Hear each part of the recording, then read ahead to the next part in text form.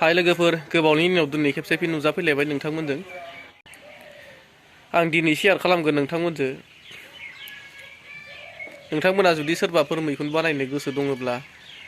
बानायनो हागोन जोलैखौ आंनाव मोनगोन आरो देखायगोन आं दा नोंसोरमोननो दहायसो लाबोदोंमोन आं लोगोफोर बेखौ दा खुलिनानै नायनोसै कलकातानिफ्राय फैदों लोगोफोर वेस्ट बेंगलनिफ्राय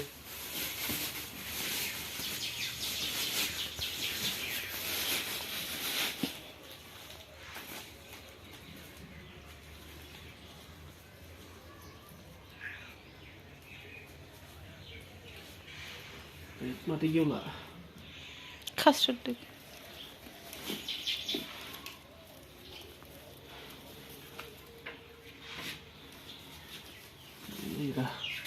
लोगोफोर इदि आरो बेसे दंथाय बियो आधा केजिसो थागोनदां मोनसेयाव मोननैसो केजि जानो हागौ नोंथांमोना सोरबाफोर बानायनो गोसो दंबाथाय आंखौ कल खालामबानो जाबाय जोलैखौ आं हरनो हागोन आरो आं स्क्रिनाव होनो हागोन नाम्बारखौ दासान्दि एसे एभेलेबल दं जोलैया नांगौबाथाय कल खालामबानो जाबाय